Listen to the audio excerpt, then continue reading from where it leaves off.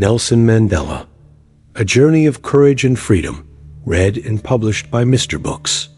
Nelson Raleigh Mandela's life is a testament to the boundless possibilities of the human spirit. When the sun rose on July 18, 1918, in the small village of Mezo, South Africa, it illuminated an infant who would one day illuminate the corners of a world shadowed by injustice and oppression.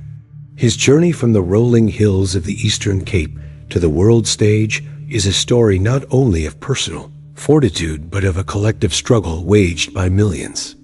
This is a journey shaped by the agony of loss, the weight of a nation's expectations, the scars of imprisonment, and the dream of a society released from the yoke of racism. Mandela's courage was not defined only by the daring risks he took as a young revolutionary, nor by the long, silent years he spent behind the walls of Robben Island.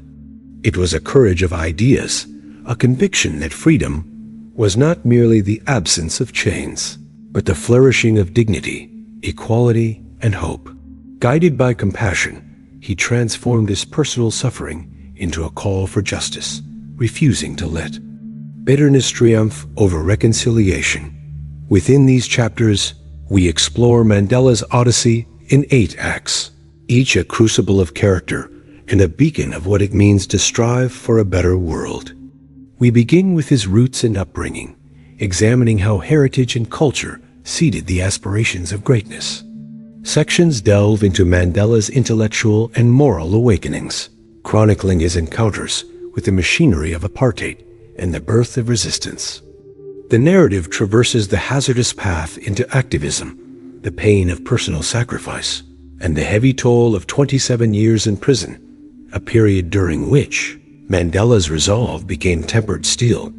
The heart of this journey resides not only in the struggle, but in what came after: the tireless efforts to replace vengeance with forgiveness, to shepherd a nation toward unity, and to kindle a legacy that endures long beyond one man's life. In exploring Mandela's story, we gain more than historical insight. We glean the lessons of patience, tenacity, and hope. His life invites us, as readers and as citizens of the world, to confront injustice with unyielding resolve and to aspire to the highest ideals of humanity. With every page. Nelson Mandela, A Journey of Courage and Freedom, aims to illuminate not just the character of a great leader, but the power seated in every heart to change the course of history. Before we dive in, make sure to subscribe and hit that like button to support the channel, and don't forget to turn on the notification bell so you never miss an audiobook that could change your life. Now, let's begin. Enjoy. Chapter 1. Roots of Greatness, Early Life and Heritage. The story of Nelson Mandela begins not in the city, but amid the undulating hills and scattered villages of the Transkei, an area in the Eastern Cape province of South Africa. Known by his clan name, Madiba, Mandela was born on July 18, 1918. In the small village of Mezo, his full birth name, Raleigh Lala, means pulling the branch of a tree, an idiom for troublemaker. In the Kosai language, a prophetic alias for one whose life would indeed trouble the branches of entrenched systems. His father, Godla Henry Mfakanyiswa, was a chief of the Thembu people, respected not only for his leadership within the tribe, but also for his direct connection to the Thembu royal family. Mandela's lineage provided a sense of pride and communal responsibility, infusing him from an early age with an understanding of duty and fairness. The death of his father when Nelson was just 9 years old marked a turning point. It rendered his family financially vulnerable, but also shifted young Mandela into the guardianship of Chief Jongintaba Dalindyebo, the acting regent of the Thembu people. Chief Jongintaba's household was a place of privilege and learning. Here, Mandela encountered not only the customs and rituals of his people, but also developed an early respect for the significance of tradition, protocol, and collective harmony. He would later recall, in his autobiographical reflections, the keen diplomacy exercised by elders during tribal meetings. Mandela absorbed these lessons, witnessing firsthand the values of consensus, negotiation, and mutual respect traits that would underline his future leadership style. Mandela's mother, Nozikana Ifani, influenced him profoundly with her quiet dignity and faith. She guided him through the trials of loss and transition, shaping his spiritual beliefs and offering a stabilizing presence amid the unpredictabilities of his new life. Under her gentle tutelage, Mandela learned to cherish kindness, humility, and fortitude. The cultural environment of the Eastern Cape was one of vivid oral tradition. Evenings around fires were illuminated by ancestral stories of ancient warriors, wise elders, and the unending struggle for justice. These stories were more than mere entertainment. They were repositories of history and identity, imbued with the values of resolve, patience, and the necessity of community. They ignited in Mandela a deep connection to his people's struggles and triumphs. Education played a central role during these formative years. Mandela's first school teacher, Miss Mingane, gave him the Christian name Nelson on his first day of school, a common practice among the British-influenced schools of the region. The act symbolized both the imposition of colonial values and the blending of local identity with broader, sometimes conflicting, cultural contexts. The village life instilled resourcefulness and adaptability in young Mandela. The joys and struggles of rural existence, herding cattle, tending the fields, and participating in initiation rites imparted an enduring appreciation for both the land and his people. At the same time, Mandela was acutely aware of the growing clouds of inequality, even as a child. Encounters with white authority figures, missionaries, magistrates, and police underscored his nascent understanding of the injustices that would soon pervade his life. Yet, it was not just hardship that marked these years. There was laughter and freedom, the camaraderie of play among childhood friends, and the sense of destiny that lay quietly under the surface, a calling to something greater, something that would one day require all the wisdom and strength earned.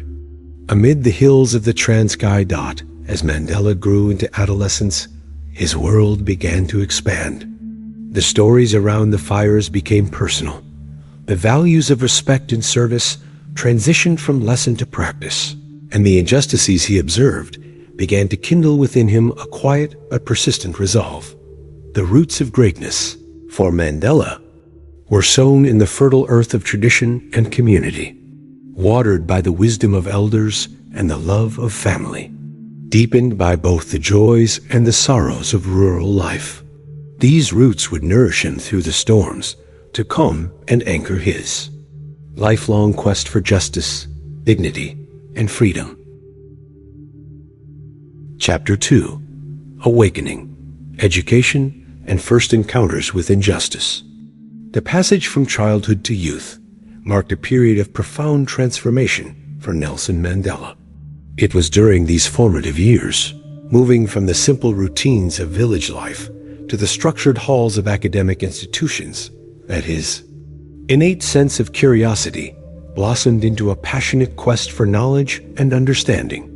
The backdrop of an unjust South Africa, its racial tensions brewing beneath every facet of daily life, provided the field upon which Mandela's early enlightenment took root. Mandela's educational journey began at the Clarkberry Boarding Institute at the age of 16. Clarkberry was a reputable institution for black students, founded by European missionaries with the avowed aim of civilizing the indigenous populations through Christian teaching and Western education. Here, Mandela encountered a broad spectrum of Xhosa youth from various backgrounds. The rigors of the classroom demanded discipline and perseverance, while communal living fostered cooperation and camaraderie. Mandela quickly stood out for his intelligence and earnestness, attributes that earned him the trust and respect of both classmates and teachers. However, beneath the surface, Mandela grew increasingly conscious of the subtle but persistent pervasiveness of racial hierarchy. The missionary curriculum often placed African heritage in a subordinate position, promoting Western customs and Christian values as ideals to emulate. Mandela absorbed much, but he became wary of the implicit denigration of his own people's traditions. After completing his studies at Clarkberry, Mandela advanced to the prominent Healdtown Methodist College, another center of academic excellence. For Black Africans, Healdtown, though essentially an elite institution, was run with the same objective as Clarkberry to shape future leaders of a subjugated people. The discipline was fierce, the curriculum rigorous, and the students frequently from the most respected. Families shared an unspoken awareness of the expectations placed on their shoulders. At Healdtown, Mandela honed his oratory skills, participated in sports, and read voraciously. Later, he would recall the sense of possibility born in those halls, a realization that education, despite its limitations and prejudices, could act as a ladder out of subjugation. During his years at Healdtown, the South African government formalized the passing of more restrictive laws, further undermining the autonomy and dignity of Black South Africans.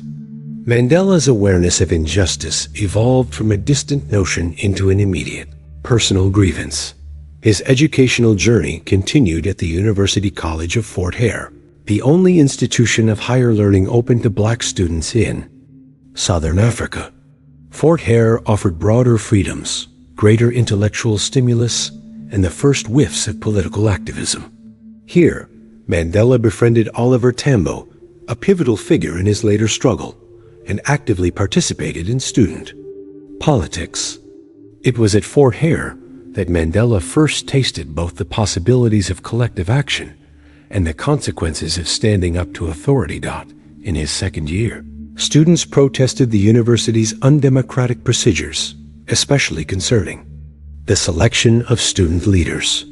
Mandela, standing in solidarity with his peers, refused to accept a position on the student council under the imposed system. The university administration responded with suspension, an early taste of the retribution that would characterize his future life as an activist.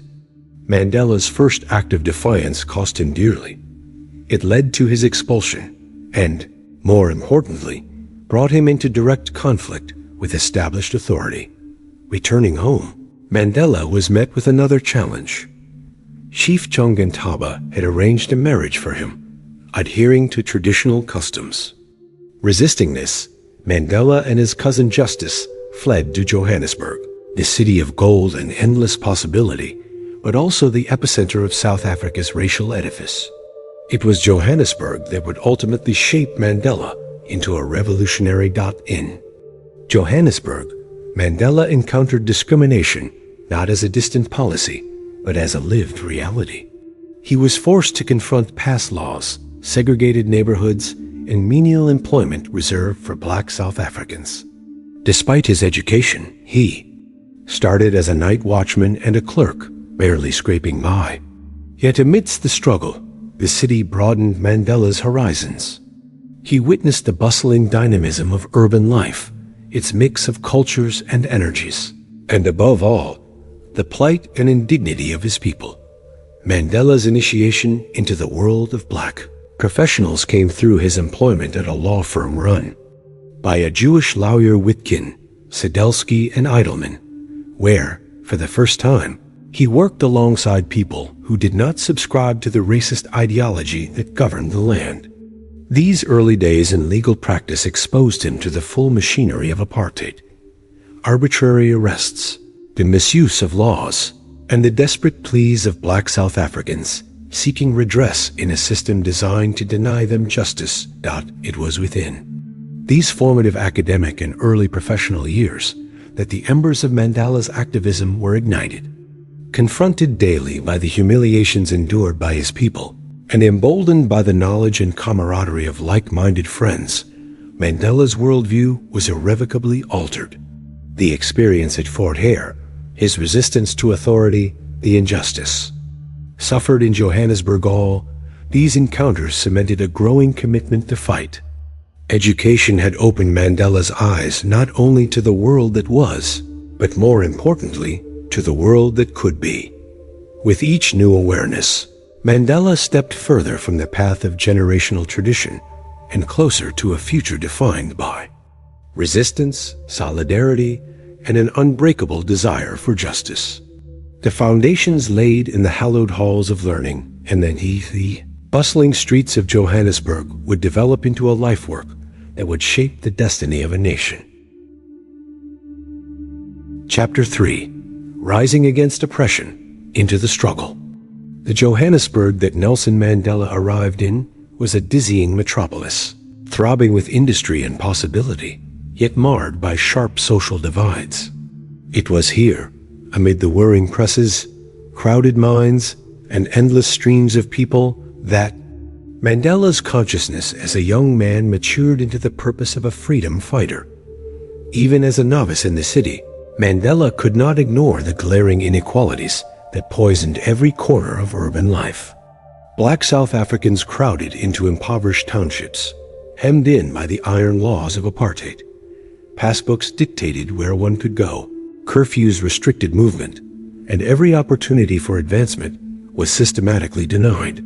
In this cauldron of frustration and anger, Mandela's sense of injustice transformed from mere outrage to determined action. His first step into active resistance began with his involvement in the African National Congress, ANC. The ANC, founded in 1912, was South Africa's oldest black political organization, advocating for the civil rights of its members. At the time of Mandela's arrival, it was largely composed of professionals and intellectuals, well-meaning but often too cautious in the face of mounting repression. Mandela joined its ranks in the early 1940s, quickly gravitating toward the organization's more dynamic elements. He was part of a group of young activists, including Walter Sisulu, Oliver Tambo, and Anton Lembede, who saw the ANC as too conciliatory, its strategies rooted in patient petitions and respectful protest. These young men, filled with impatience and burning conviction, founded the ANC Youth League in 1944. The Youth League's vision was a vigorous, mass-based resistance. They rejected half measures, advocating direct and decisive action, strikes, boycotts, and civil disobedience. Mandela's persuasive speech and natural charisma soon propelled him into leadership within both the Youth League and the broader ANC movement. During the 1940s, South Africa's social fabric grew taut with new laws from the ruling National Party. Elected to power in 1948, stridently pro-apartheid, the government institutionalized racial segregation, reducing black citizens to near non-personhood. Legislation, such as the Group Areas Act and the Population Registration Act, crystallized inequality, embedding racism within the very marrow of the nation's law. Against this onslaught, Mandela and his comrades devised a fresh political approach. Their program of action, adopted by the ANC in 1949, called for mass mobilization, rejection of cooperation with apartheid structures, and the pursuit of nonviolent protest.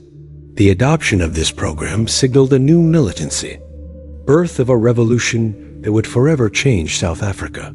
Mandela's days became a kaleidoscope of secret meetings, vibrant protests, and impassioned speeches.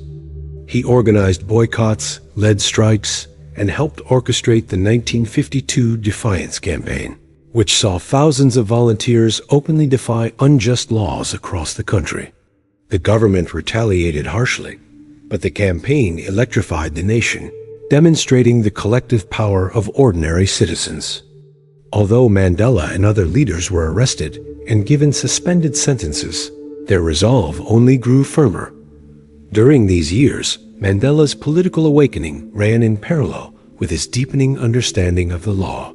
He completed his legal studies and co-founded South Africa's first black law firm with his friend Oliver Tambo Mandela, and Tambo, serving the legal needs of black South Africans denied justice by white-controlled courts. The firm became more than a legal office.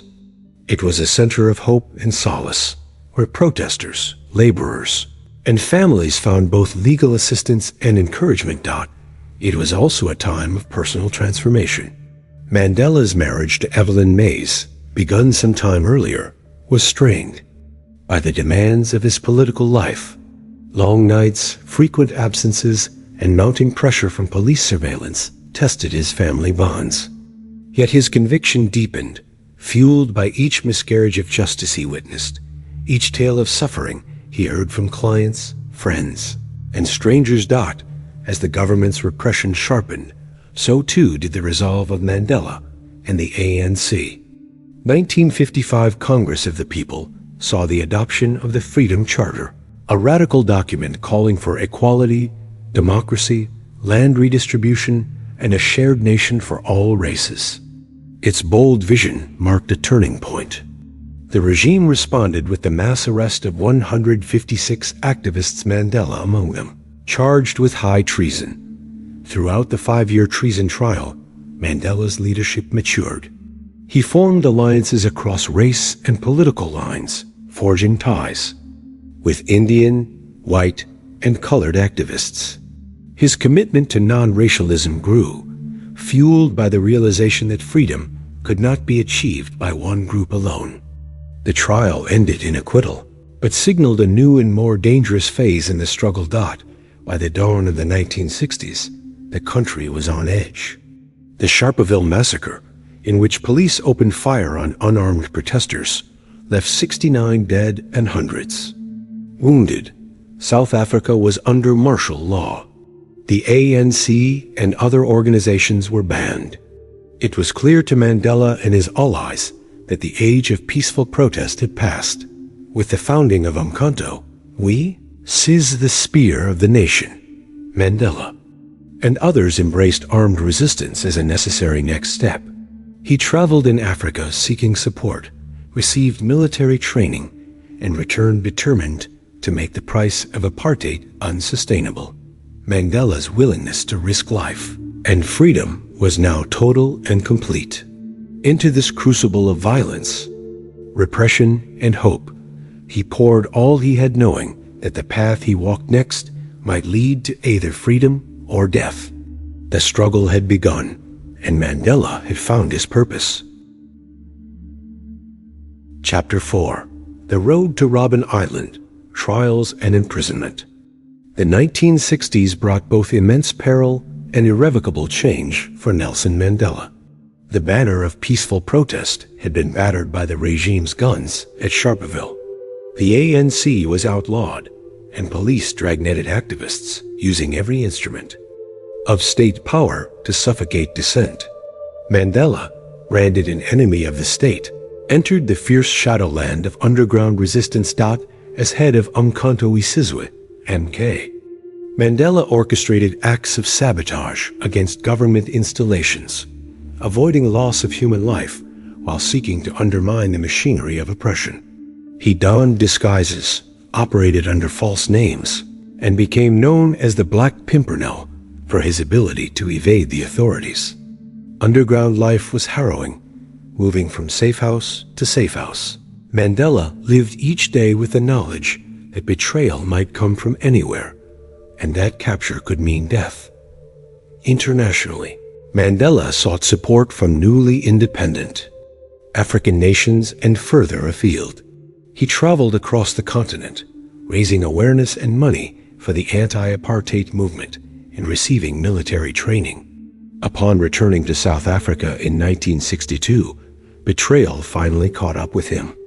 Acting on information from informers and international intelligence agencies, the police captured Mandela outside Howick Natal. He was charged not only for leaving the country illegally, but also for inciting workers to strike, both grave offenses. In apartheid law, Mandela chose to use the occasion of his trial, the so-called black man in a white court, to expose the unjust laws that governed South African society. Rebuking the court, Mandela delivered a famous statement, declaring he did not recognize the authority of a government that denied fundamental rights to the majority. Sentenced to 5 years in prison, Mandela was taken to Pretoria local prison, then transferred to Robben Island. Meanwhile, police raids uncovered Umke's high command at Lily's Leaf Farm. In the ensuing Rivonia trial, the most famous political trial in South African history, Mandela and his comrades faced charges of sabotage and conspiracy to violently overthrow the state, crimes carrying the death penalty. The world watched as Mandela, the accused, transformed his trial into a platform for justice. His riveting speech from the dock remains one of the defining moments of the 20th century. During my lifetime, I have dedicated myself to this struggle of the African people. I have fought against white domination, and I have fought against black domination. I have cherished the ideal of a democratic and free society. It is an ideal for which I am prepared to die. The judge, swayed by world opinion and the absence of direct evidence that the accused had taken lives, instead sentenced Mandela and 7 others to life imprisonment. They were sent to Robben Island, a wind-blasted slab of rock off Cape Town, known for its icy waters and implacable deprivation. Life on Robben Island was designed to break men mentally, physically, and spiritually. The prisoners endured hard labor in the limestone quarries, paltry food, harsh punishments, and total isolation from the outside world. Mandela, as prisoner 460/64, was kept in a small, damp cell with nothing but a straw mat. Letters from his family were limited and often censored. Visits, measured in precious minutes, became lifelines of love and sorrow. Yet, rather than bring about Mandela's submission, the brutality forged his resilience. He and his comrades practiced secret university classes, Robben Island University, inspiring each other with poetry, philosophy, and debate. Quiet heroism flourished among the men, and Mandela emerged not only as a leader of prisoners, but as a model of dignity to his captors. Years passed. Friends died, marriages withered, and children grew up in his absence. Still, Mandela refused to betray his cause or his comrades.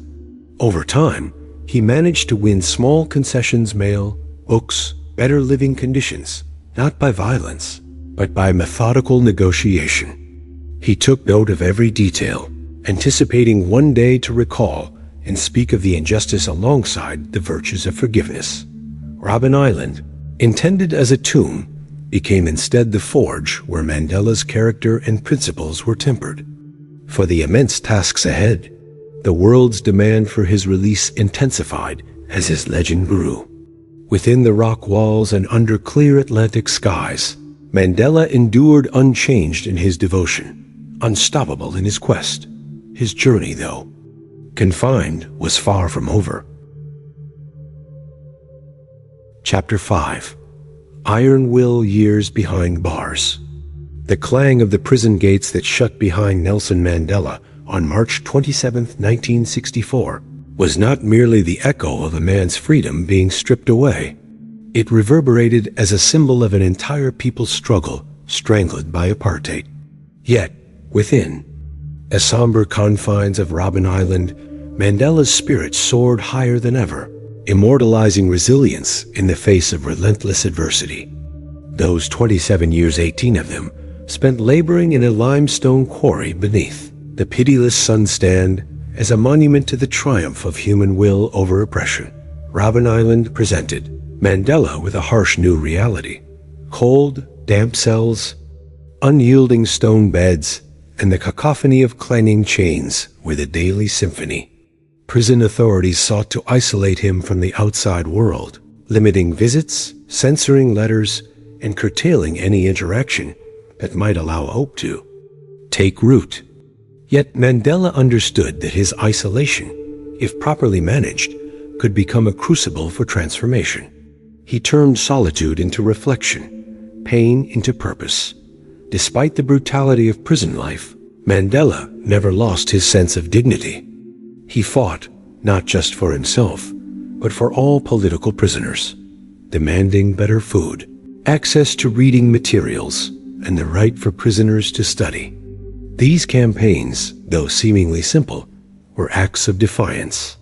"Prison itself has been a kind of university," Mandela would later write, and it was under the unblinking gaze of their captors that new leaders emerged, hardened by deprivation. Bonded in secrecy and ideologically sharpened, the limestone quarry on Robben Island could easily have become a grave for dreams. The bright white dust damaged Mandela's eyesight and coated his lungs. Yet, as he toiled alongside fellow prisoners, he turned labor into lessons. They debated the history of revolutions, strategy, philosophy, and literature, nurturing a clandestine school known as the University of Robben Island. In these exchanges, bonds of trust and mutual respect were forged. Enemy-turned comrades shared bread, burdens, and hopes for a liberated South Africa. Mandela's relationship with his jailers evolved. At first, he was treated with scorn and subjected to arbitrary punishment. Over the years, however, even the most hardened warders were impressed by his quiet dignity and unwavering resolve. In small, incremental acts offering respect where none was expected, refusing to succumb to hatred, Mandela shifted the dynamics within the prison itself. Family visits were rare and precious. The pain of absence, especially from his children, gnawed at Mandela, yet he refused to let personal sorrow sap his will. Letters were vehicles for encouragement, hope, and discipline. In this cloistered world, each word penned or received took on immense significance. As the years dragged on, the world outside changed. Pressure mounted on the apartheid regime as international movements called for Mandela's release, and economic sanctions began to bite. Through secret negotiations, Mandela began to represent not just the hope of his fellow inmates, but the future of his country. He embraced dialogue with the regime, seeing in it the seeds of peace and transformation. By the time his release was finally negotiated, Mandela had forged unparalleled discipline, wisdom, and moral authority, an iron will that would steer the course of a nation. His years behind bars transformed him from a militant revolutionary to a global statesman, ready at last to lead his people into the dawn of freedom. Chapter 6: Liberation, the Path to Freedom. Mandela's release on February 11, 1990, after 27 years of imprisonment, was more than an event. It was an unfolding miracle that electrified South Africa and the world at large. The image of Mandela, hand tightly clasped in that of Winnie Mandela, walking triumphantly from the gates of Victor Verster prison, became the single most potent symbol of the apartheid regime's crumbling edifice.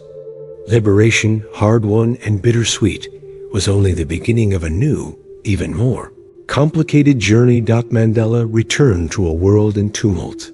The euphoria of his release mingled with uncertainty and fear. The apartheid state still wielded formidable power, and violence flared in black townships and across the nation.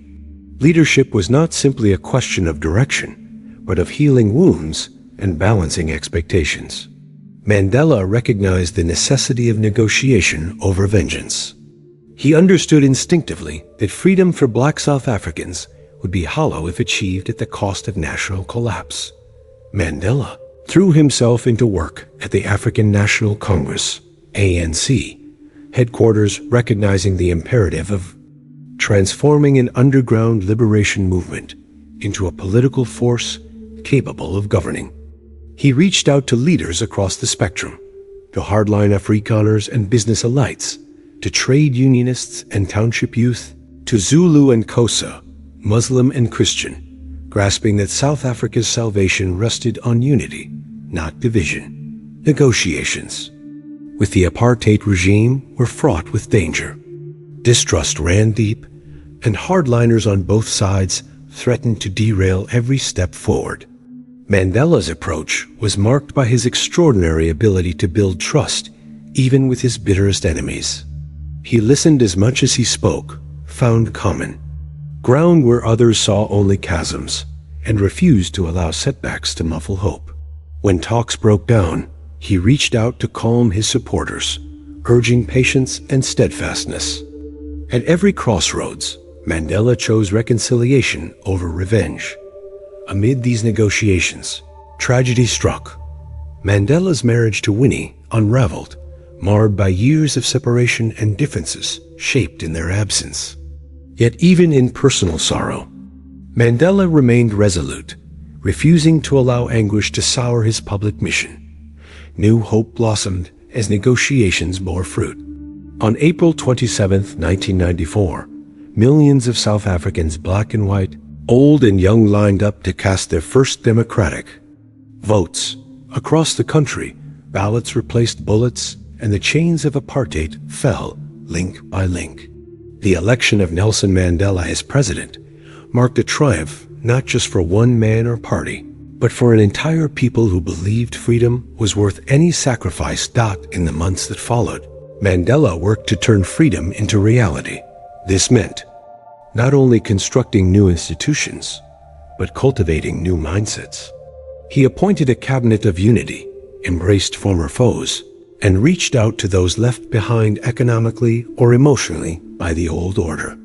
Mandela understood that liberation was a beginning, not an end, that every right enshrined in the Constitution must be matched by dignity, education, and opportunity for all. Thus, the path to freedom, illuminated by Mandela's unwavering resolve and faith in human goodness, marked the dawn of a South Africa reborn, its future entrusted to the hopes, courage, and wisdom of its people. Chapter 7: Reconciliation and Leadership, Building a New Nation.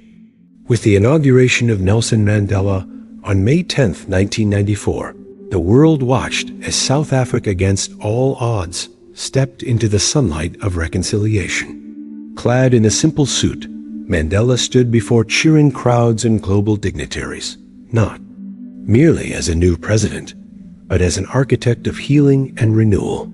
His first words as leader set the tone for his presidency. Never, never and never again shall it be that this beautiful land will again experience the oppression of one by another. The task before Mandela was immense. South Africa was a country divided by centuries of institutionalized racism, scarred by violence, mistrust, and deep economic disparities. Mandela recognized that true victory lay not in replacing one form of domination with another, but in forging a new national identity rooted in justice, equality, and mutual respect. To achieve this, Mandela turned to the difficult work of reconciliation. He championed the creation of the Truth and Reconciliation Commission, TRC, chaired by Archbishop Desmond Tutu, which offered both victims and perpetrators of apartheid an unprecedented platform to confess, to mourn, and to heal. The process, as painful as it was necessary, allowed the nation to confront its past without succumbing to vengeance. Mandela's insistence on restorative justice over retribution set a global precedent for nations grappling with histories of violence. Mandela's leadership style was distinctive. He led by example, eschewing luxury, insisting on inclusive governance, and embracing the symbols of unity. His most famous gesture came during the 1995 Rugby World Cup, when he donned the green and gold jersey of the Springboks, once a hated emblem of white Afrikaner pride. By embracing the team alongside black and white South Africans in victory, Mandela transformed a symbol of division into one of unity. In the presidency, Mandela reached out to former adversaries, recruiting them into his government of national unity. He encouraged a national dialogue about race, identity, and belonging, recognizing that genuine reconciliation required not just laws, but the reshaping of hearts and minds. He invested in education, rebuilt communities, and worked tirelessly to reduce poverty, understanding that material change must undergird moral renewal. Mandela's humility and integrity enhanced his moral authority. He declined to run for a second term, believing that democracy flourished when leaders stepped aside. He walked among ordinary citizens, listened to their hopes and grievances, and reminded South Africans that the work of building the nation belonged to everyone. Though challenges remained crime, inequality, and the legacy of apartheid's wounds, Mandela's leadership provided a sturdy foundation for the country's future. His presidency was not the end point, but a beginning, an invitation to all South Africans to take up the work of reconciliation, and a challenge to the world to believe in the power of forgiveness, perseverance, and hope. Chapter 8. Legacy of Hope. The Enduring Spirit of Mandela. The closing chapter of Nelson Mandela's journey is not constrained within the borders of South Africa, nor the confines of history. His legacy radiates through generations, crossing continents, and speaking to the deepest aspirations of humankind. In the years following his presidency and culminating with his passing in December 2013, Mandela became more than the embodiment of a nation's struggle. He became a symbol of hope, wisdom, and the boundless possibilities inherent in forgiveness. Mandela's vision transcended political achievement. He established a foundation to champion social justice, education, and health, dedicating his later years to the fight against HIV/AIDS and the upliftment of marginalized communities. He called for the empowerment of youth, the emancipation of women, and the protection of the vulnerable. Education is the most powerful weapon which you can use to change the world, he often said, believing fervently in the transformative power of knowledge. Internationally, Mandela's example inspired justice movements everywhere. Streets, schools, and squares bear his name from Harlem to Havana, and his birthday, July 18th, became Nelson Mandela International Day, marked by acts of service and the spread of compassion. His memoir, Long Walk to Freedom, continues to inspire readers with its honesty, humility, and undying belief in triumph over adversity. But perhaps Mandela's greatest legacy is the courage he instilled in ordinary people. He taught by living example that no prison can contain the human spirit, that hatred can yield to reconciliation, and that the arc of justice, though bent by suffering, ultimately curves toward the light. His life was not without flaws. He acknowledged mistakes, navigated personal challenges, and accepted that leadership comes with the burden of imperfection. Mandela's spirit endures in the ongoing struggles for justice and dignity throughout the world. Wherever the oppressed demand their rights, wherever reconciliation seems impossible, and whenever compassion is chosen over vengeance, the spirit of Nelson Mandela breathes a new dot. In remembering Mandela, we inherit more than history. We inherit a summons to walk forward with courage, strength, and hope, to build nations on the bedrock of equality, and to believe always in the triumph of freedom. His legacy is not a monument carved in stone, but a living torch passed from hand to hand, heart to heart, and generation to generation, a beacon illuminating the path toward a more just and compassionate world. Before we dive in, make sure to subscribe and hit that like button to support the channel, and don't forget to turn on the notification bell so you never miss an audiobook that could change your life now. Let's begin. Enjoy.